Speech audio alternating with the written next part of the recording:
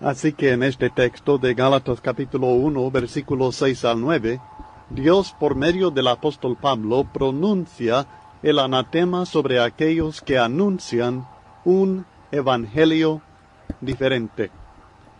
En el contexto de la epístola a los Gálatas, el apóstol se refiere específicamente a aquellos que trataban de unir ciertos aspectos de la ley de Moisés con el evangelio de Cristo. Ellos insistían que era necesario guardar la circuncisión y posiblemente otras obras de la ley para ser salvo. A ellos les dice Pablo en Gálatas capítulo 5, comenzando en el versículo 1, en respuesta a esta doctrina falsa: Estad, pues, firmes en la libertad con que Cristo nos hizo libres, y no estéis otra vez sujetos al yugo de esclavitud. Y aquí yo, Pablo, os digo que si os circuncidáis, de nada os aprovechará Cristo. Y otra vez testifico a todo hombre que se circuncida, que está obligado a guardar toda la ley. De Cristo os desligasteis, los que por la ley os justificáis, de la gracia habéis caído.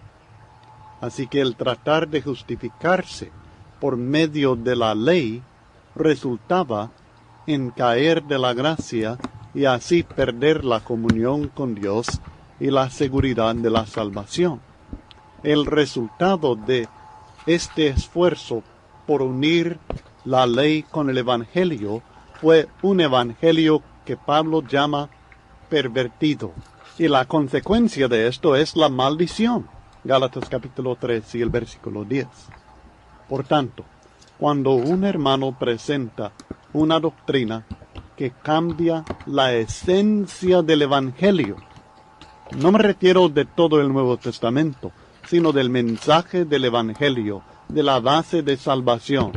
Cuando un hermano presenta una doctrina que cambia el evangelio de Cristo en su esencia e insiste en ello, lo debo rehusar. En 2 Juan, versículos 9 al 11, aprendemos que perdemos la comunión con Dios si no perseveramos en lo que Juan llama la doctrina de Cristo. Dios nos revela en el mismo texto que nosotros debemos rehusar a cualquier predicador que no trae esta doctrina. Cualquiera que se extravía y no persevera en la doctrina de Cristo no tiene a Dios. El que persevera en la doctrina de Cristo, ese sí tiene al Padre y al Hijo. Si alguno viene a vosotros y no trae esta doctrina, no lo recibáis en casa, ni le digáis bienvenido, porque el que le dice bienvenido participa en sus malas obras. Al examinar el contexto inmediato, descubrimos que se refiere específicamente a aquellos que no confiesan que Jesucristo ha venido en carne. 2 Juan, versículo 7, declara: porque muchos engañadores han salido por el mundo que no confiesan que Jesucristo ha venido en carne. Quien esto hace es el engañador y el anticristo.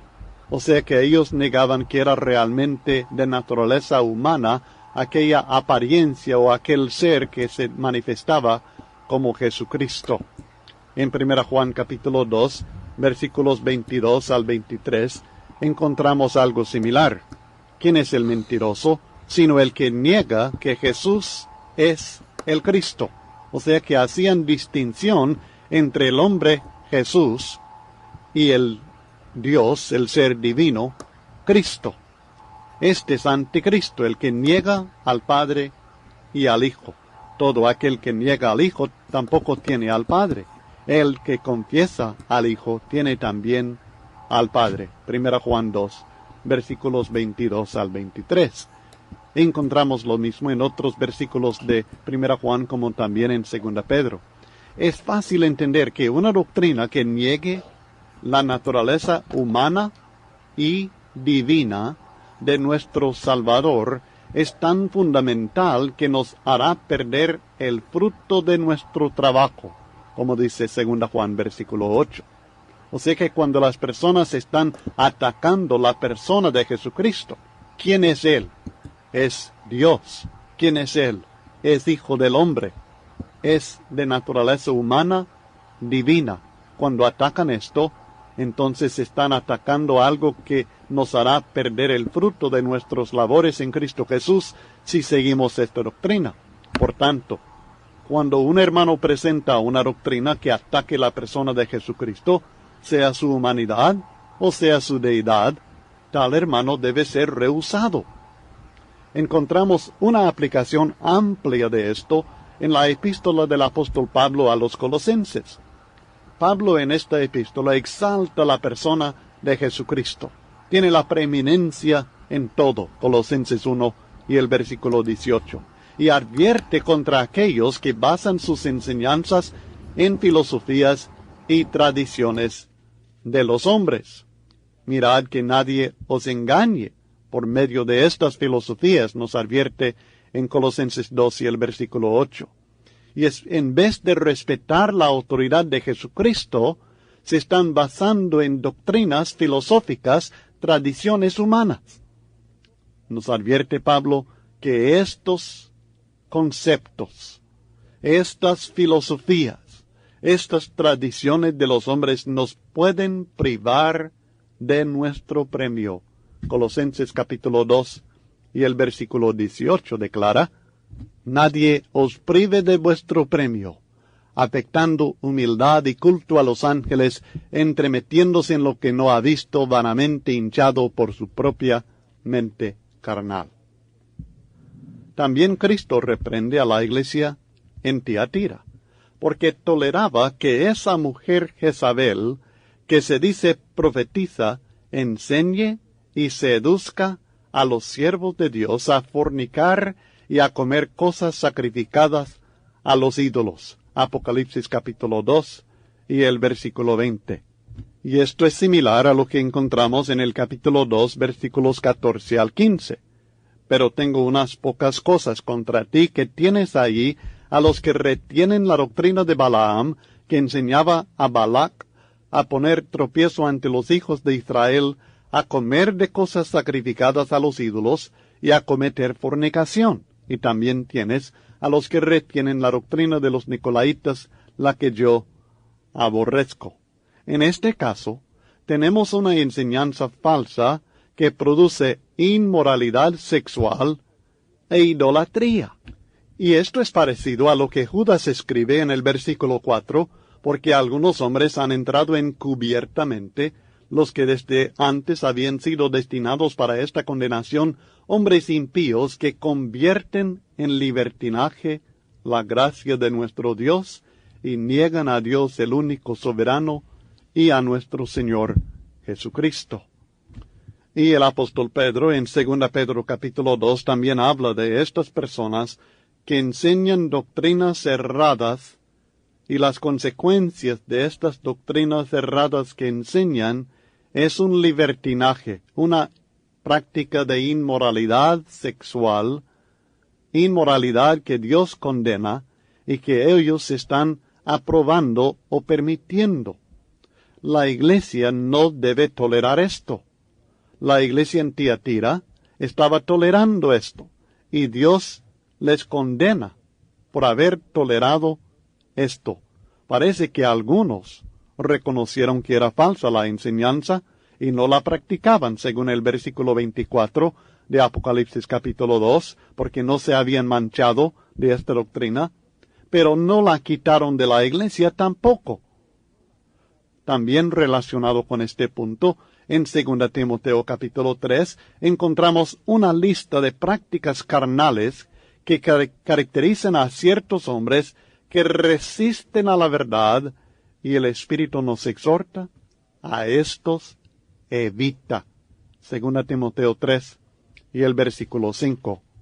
Porque habrá hombres amadores de sí mismos, avaros, vanagloriosos, soberbios, blasfemos, desobedientes a los padres, ingratos, impíos, sin afecto natural, implacables, calumniadores, intemperantes, crueles, aborrecedores de lo bueno, traidores, impetuosos, infatuados, amadores de los deleites más que de Dios, que tendrán apariencia de piedad, pero negarán la eficacia de ella. A estos evita. 2 Timoteo 3, versículos 2 al 5. Cuando una doctrina afecta nuestra lealtad al Dios único, o sea que nos lleva a dioses ajenos, a dioses falsos o a la idolatría, o cuando una doctrina destruye nuestra relación con el Dios Santo por medio de la inmoralidad, el hermano que enseña esta doctrina debe ser rehusado. Himeneo y Fileto son dos de muy pocos falsos maestros que se mencionan por nombre en el Nuevo Testamento, como ya leímos en 2 Timoteo 2, 16 al 18. Ellos se desviaron de la verdad y enseñaban que la resurrección ya se efectuó. Una doctrina falsa que trastorna la fe de los hermanos en la esperanza eterna que Cristo nos ha dado es tan peligrosa que hermanos que lo enseñan deben ser señalados y evitados. El apóstol Pablo también advierte a Timoteo contra algunos predicadores que no se conforman a las sanas palabras de nuestro Señor Jesucristo. 1 Timoteo 6, versículo 3. Aunque menciona que están obsesionados con cuestiones y contiendas de palabras, no menciona ninguna doctrina falsa específica, pero sí los identifica como aquellos que toman la piedad como fuente de ganancia. Apártete de los tales, es el mandamiento de Dios en 1 Timoteo capítulo 6 y el versículo 5.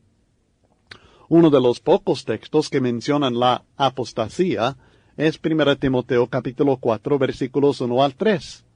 Las doctrinas de demonios mencionadas específicamente son prohibir casarse y mandar abstenerse de ciertos alimentos.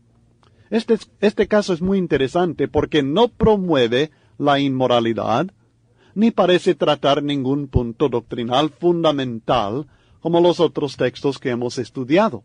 No obstante, cuando estudiamos el desarrollo histórico de la doctrina ascética mencionada en este texto, tanto en el gnosticismo de los griegos como también posteriormente en la Iglesia Católica Romana, queda claro que se trata de un error fundamental que afecta muchos aspectos de la vida y la religión cristiana. Además, cuando un maestro o una religión pretende tener la autoridad de prohibir como malo algo que Dios ordena como bueno, uno claramente se está rebelando contra la autoridad divina, y su soberbia resultará en la condenación. Esto es parecido al caso de hermanos que andaban desordenadamente en Tesalónica, según Tesalonicenses 3, 6 al 15, que también tenían que evitar o ya no tener comunión con estos hermanos. Pablo también le advierte a Tito contra el hombre que cause divisiones. Tito capítulo 3, versículo 10. Este hermano debe ser amonestado, pero si no responde a las amonestaciones, debe ser desechado. El único error doctrinal mencionado en este contexto se relaciona con las cuestiones necias y genealogías y contenciones y discusiones acerca de la ley. Tito capítulo 3 y el versículo 9. Así que es posible que se refiere a esto específicamente. Por lo general, aplicamos la doctrina de Cristo, según Juan 9, a cualquier enseñanza presentada en el Nuevo Testamento, y no solamente a doctrinas relacionadas con la persona de Jesucristo. Como principio general me parece obvio que debo rechazar cualquier doctrina que no está de acuerdo con lo que Cristo y sus apóstoles enseñan en el Nuevo Testamento.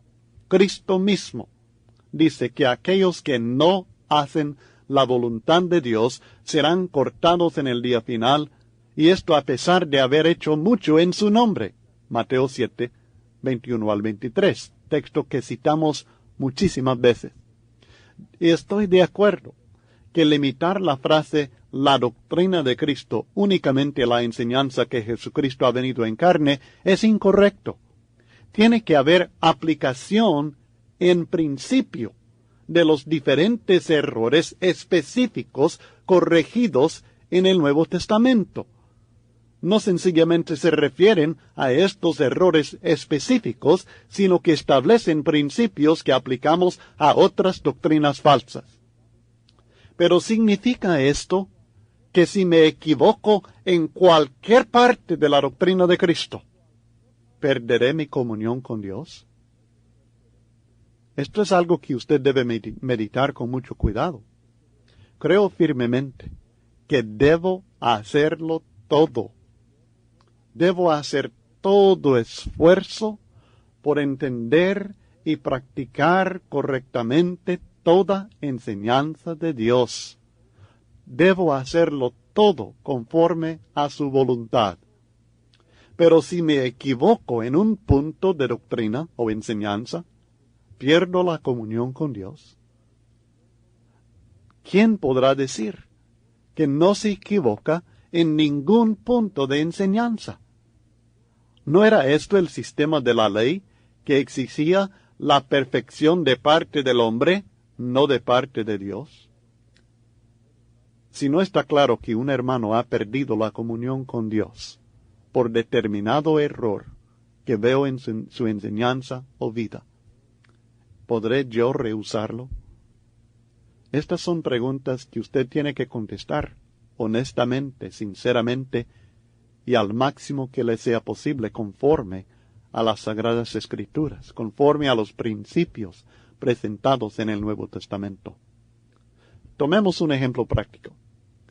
Si tienen razón los hermanos que insisten en una sola copa en la cena del Señor, creo que están equivocados, pero si tuvieran razón, supongamos que tengan razón. Y si yo me equivoco en esto, al creer con toda sinceridad que la copa no se refiere al recipiente sino al fruto de la vid, ¿por este error perderé el fruto de mi trabajo? Estoy de acuerdo que debo hacer todo lo posible por entender y practicar correctamente todo lo relacionado con la cena del Señor. Pero, ¿qué sucede si me equivoco en este punto de la copa? ¿Pierdo la comunión con Dios? ¿Cómo podrá alguno tener confianza y seguridad en su salvación si se basa en un conocimiento perfecto, en un entendimiento perfecto de todos los puntos? Para nosotros que creemos que la Biblia no enseña que sea necesario usar solamente un recipiente o copa en la cena, nos parece fácil decir que este punto no es doctrina, sino opinión, y que es algo insignificante. Esto me es fácil. Pero para aquellos hermanos que creen firmemente que el recipiente tiene significado espiritual, porque ellos creen que significa el nuevo pacto, creo que están equivocados, pero esto es lo que creen. Y lo creen firmemente. Y tienen argumentos para apoyar su creencia. Argumentos que considero que tienen errores, pero este es su argumento, es su creencia, es su convicción. Ellos creen firmemente que la copa tiene significado espiritual, que el recipiente, el envase es el nuevo pacto, y que estamos obligados a seguir el ejemplo de Cristo y los apóstoles de beber del mismo cáliz. Para ellos, este punto no es opinión, sino que es parte de la doctrina de Cristo. Ahora, ¿es aplicable 2 Juan 9 al 11 a esta doctrina? ¿Por qué no? ¿Por qué no? ¿Cómo podemos distinguir entre las doctrinas esenciales que deciden las líneas de comunión? Alguien dirá, bueno, el hermano Larry se le está olvidando lo que cree, no está seguro de lo que piensa, no está seguro de la doctrina de Cristo. No, hermanos. Lo que estoy tratando de hacer es ser muy sincero y lograr que usted lo sea también al examinar este problema. Es muy sencillo decir, lo tenemos que hacer todo conforme a la Biblia. Claro que sí. O es que usted no hace esto o aquello, es porque no cree en la Biblia. ¿Está seguro? ¿O será que no lo entiende de igual manera que usted? ¿Y cómo afectará esto su salvación? Estoy hablando de hermanos en Cristo. Si tomamos la posición que cualquier error nos excluye de la comunión con Dios y su iglesia, tenemos que contestar dos preguntas muy difíciles. Primero, ¿diremos lo mismo en cuanto a cualquier error de carácter? Por ejemplo, si soy culpable de adulterio, entendemos. Excluido de la comunión con Dios si sigo en este pecado.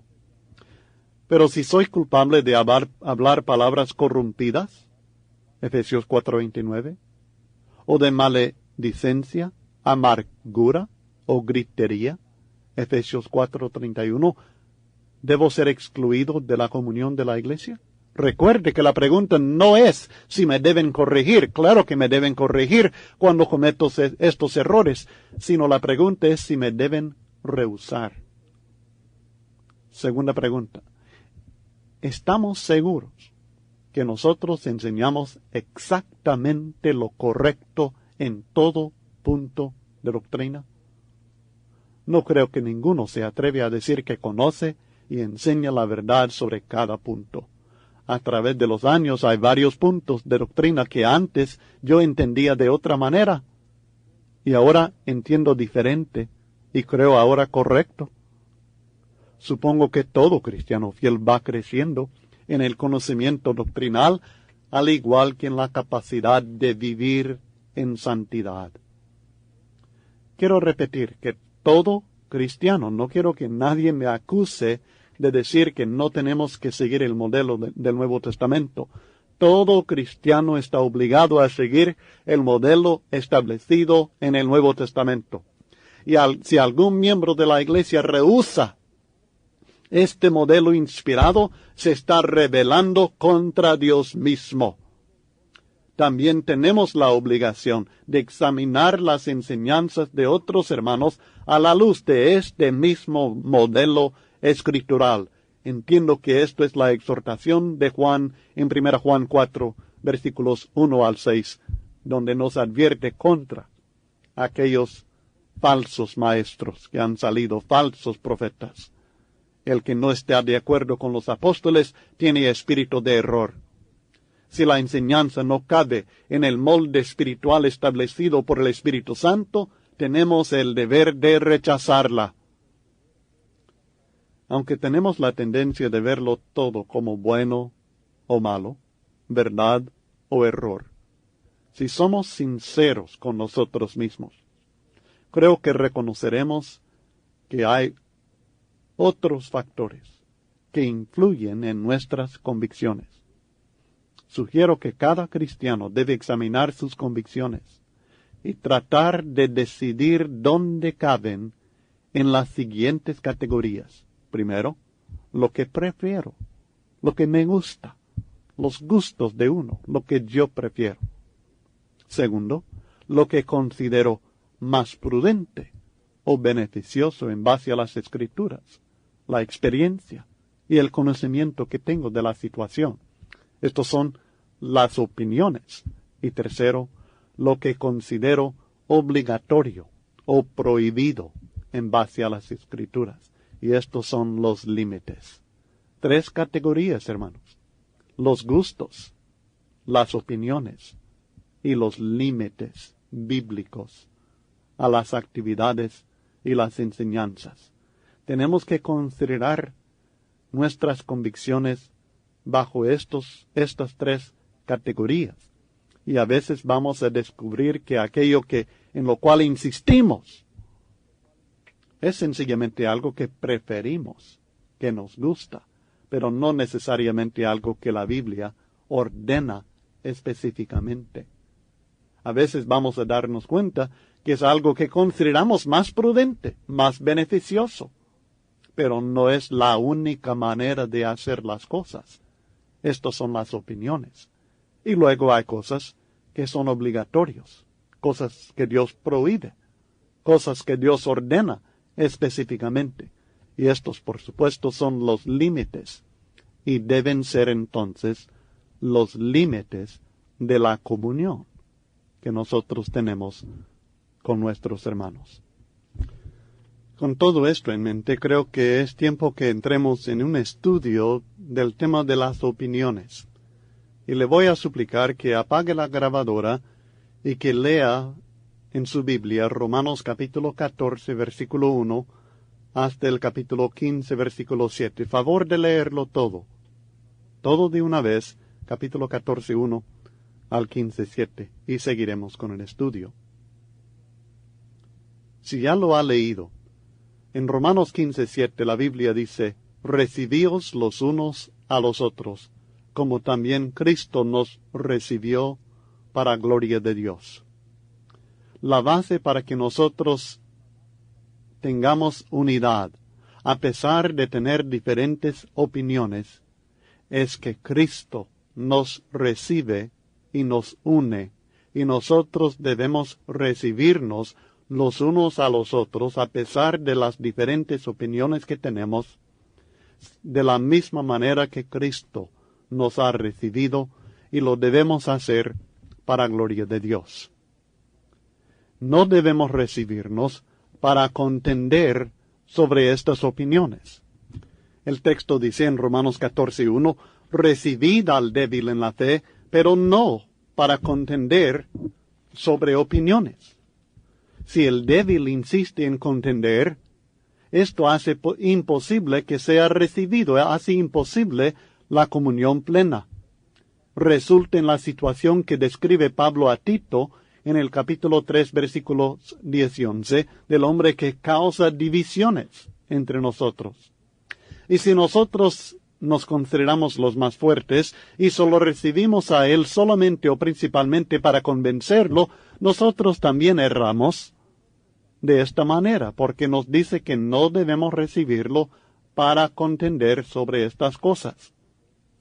Es interesante y difícil para nosotros en la Iglesia del Señor aceptar que la pregunta ¿quién tiene razón? Es algo que no se trata en este contexto. Alguien tiene razón de estas 12 opiniones que se presentan sobre diferentes temas. Alguien tiene la razón y otro está equivocado. Pero en este contexto, el apóstol Pablo, inspirado por el Espíritu Santo, no trata esta pregunta, no contesta la pregunta ¿quién tiene razón? Este concepto contradice la filosofía religiosa de muchos cristianos, que suponemos que lo más importante es averiguar quién tiene razón, cuál es la posición correcta, cuál es la doctrina o la opinión más de acuerdo con la voluntad de Dios. Y esto es algo que debemos contestar, pero no como base para recibirnos los unos a los otros cuando se trata de asuntos de opinión. Hay ciertos asuntos que no tienen una sola respuesta. Hay situaciones que no tienen una sola solución. Hay cosas que pueden hacerse de más de una manera, sin perder la comunión con Dios, sin ofender a Dios. La verdad es que hay cosas que no es pecado practicarlo, como este caso de los que comen carne y los que solamente comen legumbres. No es pecado solamente comer legumbres, pero cuando alguien lo manda, cuando exige que todos lo hagan, se convierte en apostasía. En 1 Timoteo capítulo 4, esta es la descripción de los apóstatas, aquellos que estaban mandando, ordenando que se abstuvieran de ciertos alimentos. Esto es lo mismo que tenemos aquí en Romanos capítulo 14, pero la diferencia es la actitud de la persona. En un caso, la persona cree dentro de sí mismo, su convicción es que no debo comer carne. Y no come carne. Y no hay problema. Podemos recibir a este hermano y no contender sobre este asunto. Pero en 1 Timoteo capítulo 4 tenemos a algunos que prohibirán casarse y mandarán abstenerse de alimentos que Dios creó para que con acción de gracias participasen de ellos los creyentes y los que han conocido la verdad. Porque todo lo que Dios creó es bueno, y nada es de desecharse si se toma con acción de gracias, porque por la palabra de Dios y por la oración es santificado. Por ahí tenemos la respuesta acerca de quién tiene razón, pero en Romanos 14 no se trata. Porque el practicar esto no es pecado. El exigirlo es pecado, es apostasía. Seguiremos al otro lado del casete.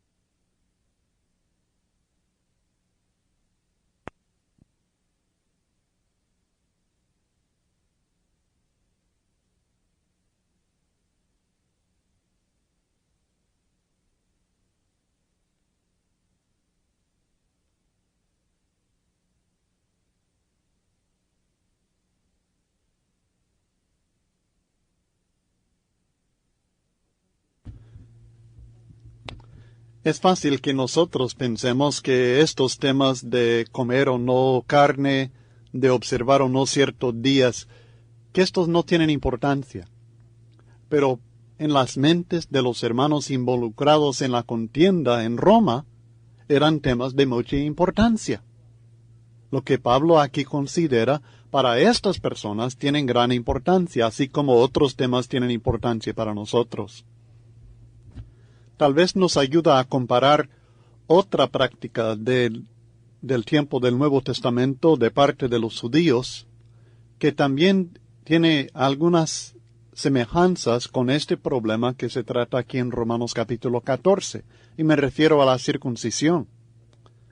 En Hechos capítulo 16, encontramos un ejemplo en el cual el apóstol Pablo hizo circuncidar a un hombre, a un cristiano, un creyente, llamado Timoteo. La Biblia dice, Hechos 16, 1 al 4. Después llegó a Derbe, a Listra, y aquí había allí cierto discípulo, llamado Timoteo, hijo de una mujer judía creyente, pero de padre griego. Y daban buen testimonio de él los hermanos que estaban en Listra y en Iconio. Quiso Pablo que éste fuese con él, y tomándole, le circuncidó por causa de los judíos que había en aquellos lugares, porque todos sabían que su padre era griego. Y al pasar por las ciudades les entregaban las ordenanzas que habían acordado los apóstoles y los ancianos que estaban en Jerusalén para que las guardasen. Ahora note, ¿cuáles son estas ordenanzas que ellos estaban entregando? Son las ordenanzas que encontramos en Hechos capítulo 15, cuando tuvieron la reunión en Jerusalén para decidir el asunto de la circuncisión, si era necesario que los gentiles guardaran o no la circuncisión. Algunos de la secta de los fariseos que habían creído en el versículo 5 del capítulo 15, se levantaron diciendo, es necesario circuncidarlos y mandarles que guarden la ley de Moisés. Contra esto se levantaron Pablo y Pedro y Jacobo, todos, Y el acuerdo de los apóstoles y de los ancianos y de toda la iglesia era enviar estas ordenanzas, estas enseñanzas a los hermanos griegos, a los hermanos gentiles y también a los judíos. Comenzando en el versículo 24 del capítulo 15 dice: por cuanto hemos oído que algunos que han salido de nosotros, a los cuales no dimos orden, os han inquietado con palabras, perturbando vuestras almas, mandando circuncidaros y guardar la ley. Nos ha parecido bien, habiendo llegado a un acuerdo, elegir varones y enviarlos a vosotros con nuestros amados Bernabé y Pablo, hombres que han expuesto su vida por el nombre de nuestro Señor Jesucristo. Así que enviamos a Judas y a Silas, los cuales también de palabra os harán saber lo mismo. Así que están enviando este mensaje en respuesta al problema de aquellos que mandaban circuncidar a los hermanos y guardar la ley. Así que enviamos a Judas y Silas, los cuales también de palabra os harán saber lo mismo. Versículo 28. Porque ha parecido bien al Espíritu Santo y a nosotros no imponeros ninguna carga más que estas cosas necesarias, que os abstengáis de lo sacrificado a ídolos, de sangre, de ahogado y de fornicación, de las cuales cosas si os guardareis, bien haréis. Pasadlo bien. O sea que estaban librando a estos hermanos de la obligación de guardar la circuncisión y de guardar la ley de Moisés.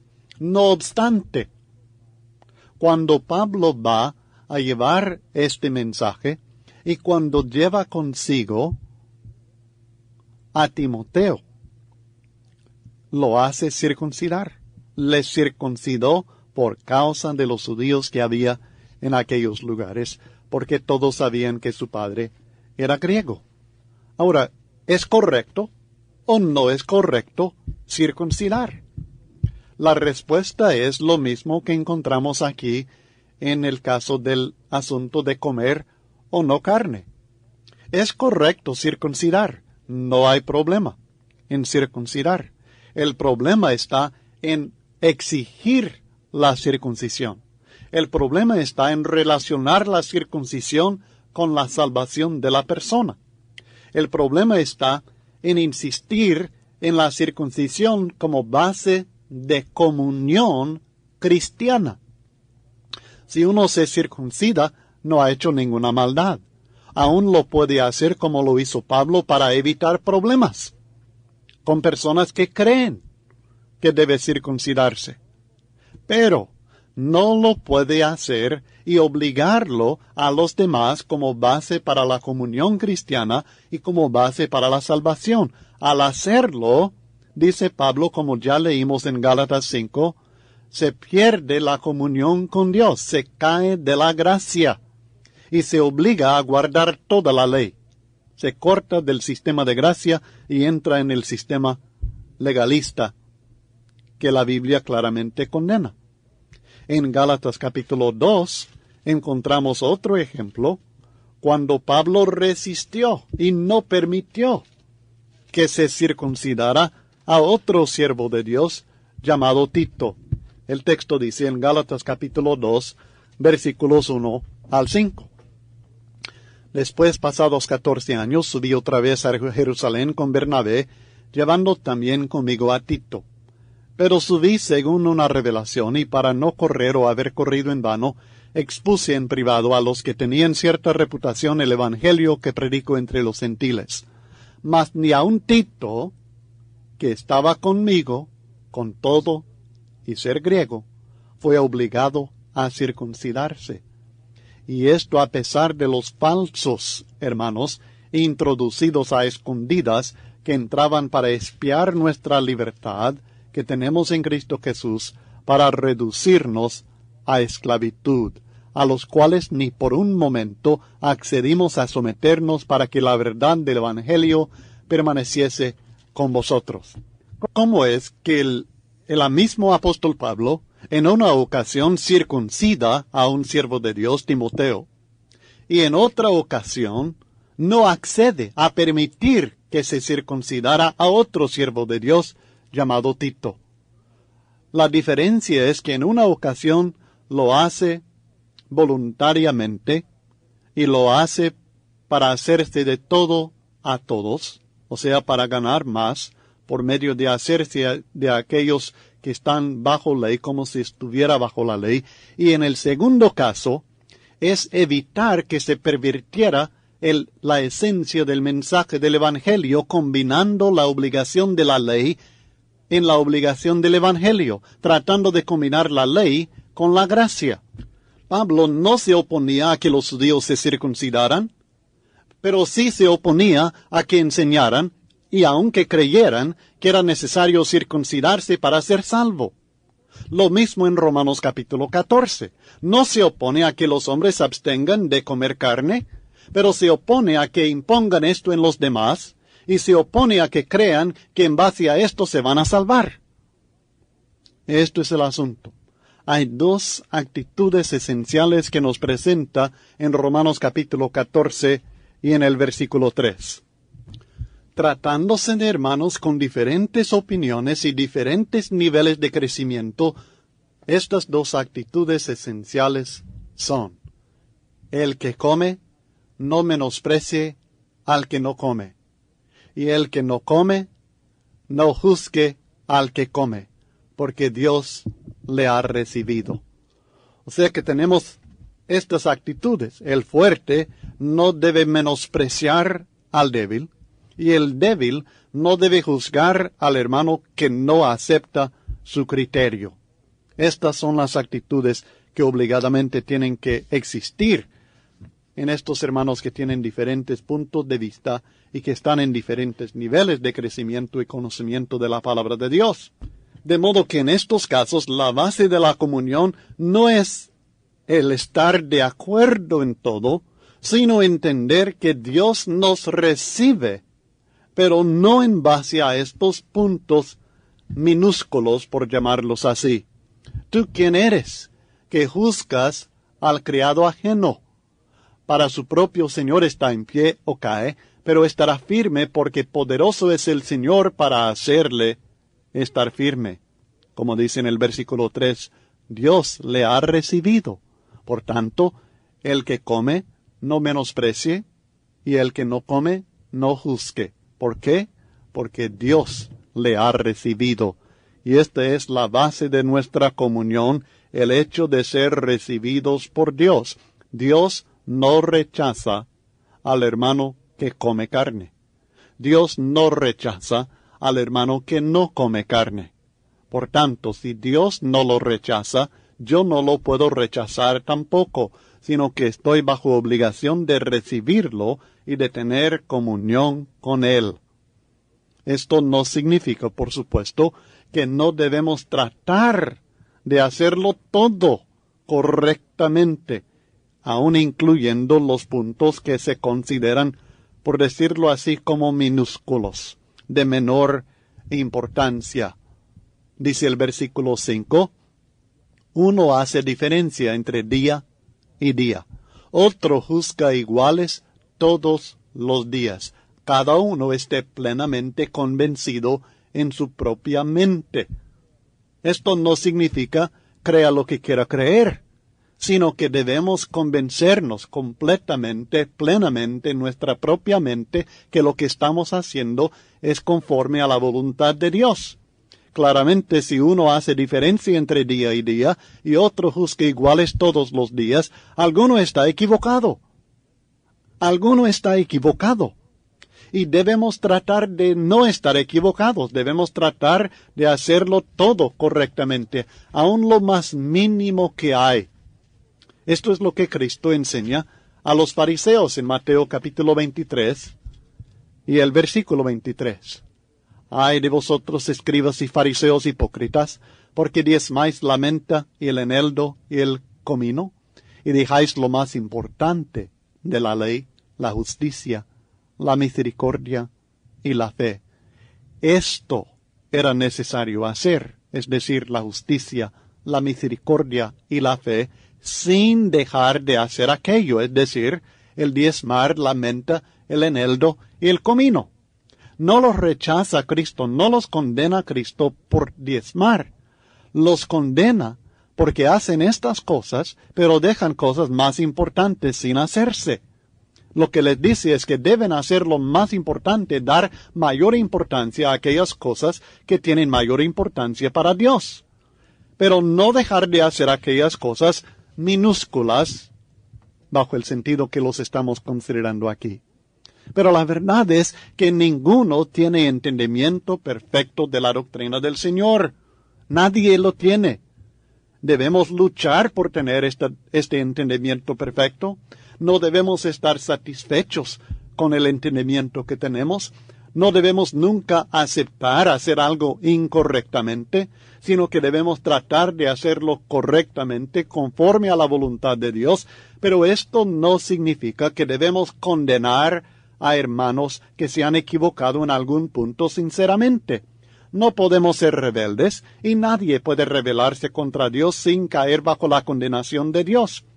Pero hay quienes se equivocan sinceramente, equivocadamente, incorrectos, pero con toda sinceridad están tratando de servir a Dios. Esto es el caso de estos hermanos aquí que comen carne o que no comen carne, que observan días o que no observan días. Lo pueden hacer sin perder su comunión con Dios. Si aprenden lo correcto, lo deben hacer, y debemos tratar de enseñarles cuando tenemos la oportunidad. Pero no es esta la base para la comunión, y este es el tema que estamos considerando, la comunión fraternal en base a opiniones. Hay dos puntos esenciales que nos presenta en los versículos 5 y 6. Dos reglamentos que tenemos que seguir aun cuando se trata de prácticas basadas en opiniones. Versículos 5 y 6. Uno hace diferencia entre día y día, otro juzga iguales todos los días, cada uno esté plenamente convencido en su propia mente. No debe nunca ofender su propia conciencia. ¿Tienes tu fe? Dice en el versículo 22, tenla para contigo delante de Dios. Bienaventurado el que no se condena a sí mismo en lo que aprueba. O sea que si uno aprueba algo, debe estar de acuerdo con su propia conciencia, con su propia fe. Pero el que duda sobre lo que come es condenado, porque no lo hace con fe, y todo lo que no proviene de fe es pecado. La persona que cree que no debe comer carne, no lo debe comer, porque no lo puede comer con fe, o sea, con convicción, con sinceridad. Y todo lo que no proviene de fe, de una convicción sincera de su propia conciencia, es pecado. En este contexto, algo que citamos muchas veces equivocadamente, diciendo todo lo que no proviene de fe es pecado, y nosotros nos referimos a una fe basada en lo que Dios dice, pero en este caso no es una fe basada en lo que Dios dice solamente, sino en la convicción que uno tiene, basada en la palabra de Dios. La persona que por medio de su conocimiento cree de todo corazón que no debe comer carne, no lo debe comer, porque se condena por ello. No debe ofender su propia conciencia, primero. Segundo, versículo 6. El que hace caso del día, lo hace para el Señor. Y el que no hace caso del día, para el Señor, no lo hace. El que come, para el Señor come, porque da gracias a Dios. Y el que no come, para el Señor no come, y da gracias a Dios. 4 veces en este versículo aparece la frase para el Señor. Y esto es el fundamento que nos está estableciendo esta ordenanza esencial en estos asuntos aún de opinión. Es que lo debemos hacer o no hacer para el Señor. Sinceramente, para su gloria, conforme a lo que creemos nosotros. Alaba, honra, agrada a Dios, no para agradarse a sí mismo. Este tema de las opiniones no está dando licencia a que nosotros hagamos lo que nosotros queremos. No nos está dando licencia a que hagamos lo que a nosotros nos agrade, lo que es nuestro gusto, sino que nos da licencia a hacer conforme a nuestro entendimiento de la palabra de Dios lo que sinceramente creemos agrada a Dios. Cuando alguien insiste en su propio gusto, no puede caer bajo la licencia que presenta este capítulo. La comunión con este hermano ya es otro problema que no tiene que ver con lo que enseña el apóstol Pablo aquí en Romanos 14 y 15.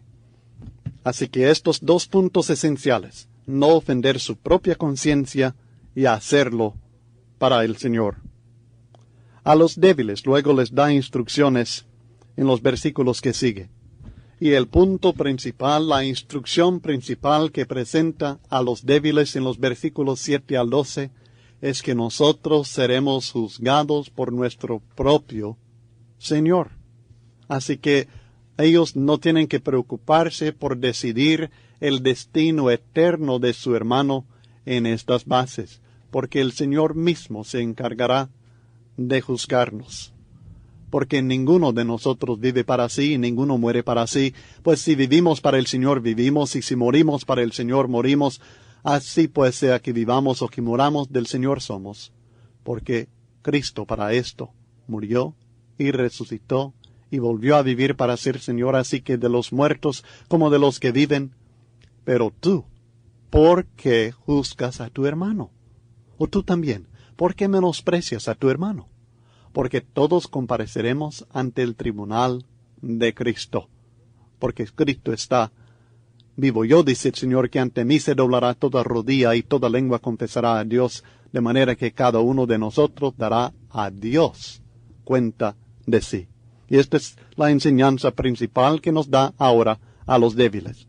Seremos juzgados por el Señor, por nuestro propio Señor, no los unos por los otros. Y luego, en los versículos 13 al 21, la instrucción principal es para los fuertes. Y les dice, básicamente, recordemos lo que realmente es importante. Recordemos lo principal, lo más fundamental, lo más importante. Lo más importante no es comida, ni bebida, ni días. Hay otras cosas más importantes. Y aunque no debemos de hacerlo todo correctamente, no dejemos de enfatizar, de dar peso a aquellas cosas que realmente son pesadas en la mente de Dios. Y estas son las instrucciones que nos presenta, comenzando en el versículo 13. Así que ya no nos juzguemos más los unos a los otros, sino más bien decidid no poner tropiezo u ocasión de caer al hermano. Yo sé y confío en el Señor Jesús, que nada es inmundo en sí mismo, mas para el que piensa que algo es inmundo, para él lo es. Pero si por causa de la comida tu hermano es contristado, ya no andas conforme al amor. No hagas que por la comida tuya se pierda aquel por quien Cristo murió. Y esto es lo primero, que es más importante sobre todas las cosas, la salvación de la persona. Nuestra libertad tiene que ser limitada voluntariamente. Tenemos que limitar nuestra propia libertad, así como lo hace Pablo en los ejemplos que presenta en 1 Corintios capítulo 9. La salvación de la persona es más importante que mi libertad. Ser tropiezo es lo que tenemos que evitar. Y ser tropiezo no es que otro hermano crea que yo ande mal en determinada práctica, sino que es que otro hermano débil haga algo que ofende su propia conciencia por influencia mía.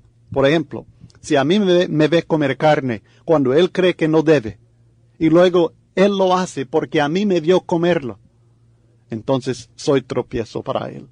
Pero si me ve comer carne y me condena por ello y él no lo hace, no estoy siendo tropiezo. Tenemos problema entre nosotros. Pero ahora el peso de la responsabilidad cae sobre él. Las instrucciones al débil no me debe juzgar. Pero para mí, si les soy causa de tropiezo, si causa que él caiga y ofenda su propia conciencia haciendo algo que cree que no debe hacer, soy yo el responsable ahora y tengo que limitar voluntariamente mi libertad de comer de todo. Luego, no sea pues vituperado vuestro bien, porque el reino de Dios no es comida ni bebida, sino justicia, paz y gozo en el Espíritu Santo, porque el que en esto sirve a Cristo agrada a Dios y es aprobado por los hombres. Estamos hablando a los fuertes. Nos está diciendo que debemos recordar lo que realmente es importante. Primero, la salvación del hermano. Segundo, la justicia, la paz y el gozo en el Espíritu Santo. No la comida, no la bebida, no los días, sino estos principios básicos de justicia, de hacer lo justo y lo correcto y lo honesto, y de tener paz unos con otros, y de gozar en el Espíritu Santo, y tener gozo en el pueblo de Dios y en nuestra propia vida. Estos son cosas importantes. Y luego, lo que contribuye a la paz y la edificación, versículos 19 y 20. Así que sigamos lo que contribuye a la paz y a la mutua edificación. No destruyas la obra de Dios por causa de la comida. Todas las cosas a la verdad son limpias, pero es malo que el hombre haga tropezar a otros con lo que come. Vuelve a lo mismo. Debo buscar la paz. Debo buscar aquello que edifica a mi hermano. No solamente mi propio gusto, no solamente lo que a mí me parece, no solamente lo que yo quiero, aunque tenga libertad de hacerlo. Pero no lo debo hacer si está destruyendo la paz en el pueblo de Dios y si en vez de edificar está destruyendo la fe de mi hermano. Lo está desanimando. Estoy destruyendo la obra de Dios por causa de una comida. Y no tiene sentido, porque la comida no es lo importante. Hay otras cosas más importantes. Todos, débiles y fuertes en este asunto de las opiniones, tenemos que aprender a seguir el ejemplo de Cristo. Y el ejemplo de Cristo es el no agradarse a sí mismo. Capítulo 15, versículo 1.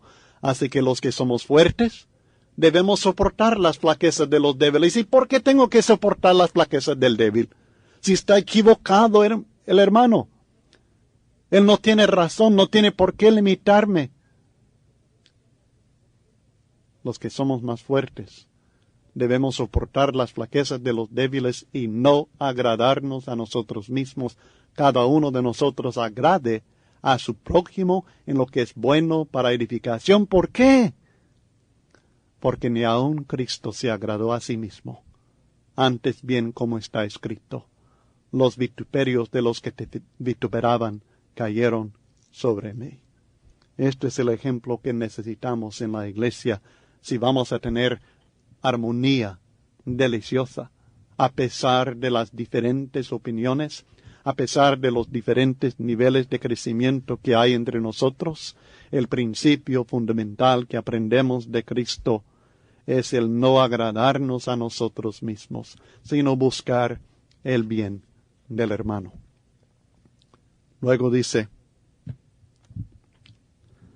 en los versículos 5 y 6, pero el Dios de la paciencia y de la consolación os dé entre vosotros un mismo sentir, según Cristo Jesús, para que unánimes, a una voz, glorifiquéis al Dios y Padre de nuestro Señor Jesucristo. Debemos tratar de estar de acuerdo en cada punto, aun los puntos minúsculos. Debemos tratar de apegarnos al máximo a la palabra de Dios, no solamente en los principios generales grandes, sino también en aquellos puntos menores, aun en la comida. Pero debemos entender que es posible por medio de la gracia de Dios y por bendición de Dios, el Dios de la paciencia y la consolación, que Él nos dé un mismo sentir y el estar unánimes sin estar de acuerdo en cada punto minúsculo.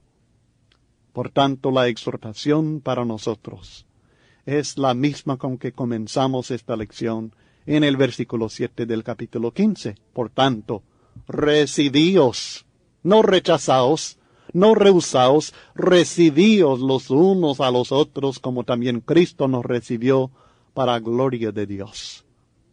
Esto es lo que tenemos que hacer. De la misma manera que Cristo nos recibió, recibirnos unos a otros. ¿Y para qué? Para gloria de Dios. Estoy consciente que estos principios que estamos estudiando son difíciles. Y es difícil no ir a un extremo ni a otro. Y no pretendo haber comprendido la aplicación perfecta de estos principios en toda situación que nosotros encontramos en la iglesia hoy día. Pero sí estoy seguro que si vamos a gozar de la armonía deliciosa, esta maravillosa bendición de paz en el pueblo de Dios, y si vamos a evitar el seguirnos dividiendo y dividiendo y dividiendo, que nosotros tenemos que estudiar, tenemos que honestamente considerar estos principios y tratar de practicarlos, porque de otra manera nos seguiremos comiendo los unos a los otros. Estos tienen que aplicarse cuando hay diferencias entre individuos en la misma congregación. Cuando se trata de prácticas personales es un poco fácil, pero cuando llega al nivel congregacional de prácticas que hacemos, se hace más difícil que nosotros, sin tropezar en la libertad del hermano, no ofender al otro hermano. Es algo muy difícil que tenemos que considerar.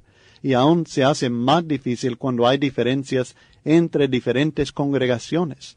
En prácticas personales, nuevamente, no es tan difícil, pero ya a nivel congregacional y especialmente cuando se visitan entre congregaciones, se hace más difícil esta situación. Pero tenemos que buscar la manera de aplicar estos principios.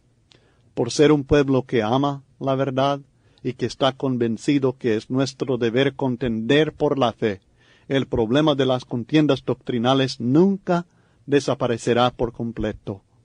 Pero es vital que aprendamos a contender por la fe sin ser contenciosos.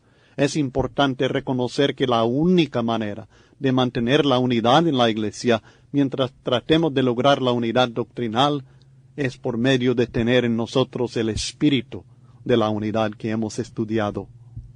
Necesitamos mucha sabiduría y mucho amor, y espero que Dios nos ayude a distinguir entre los gustos personales, las opiniones y los límites de comunión establecidos por Dios mismo.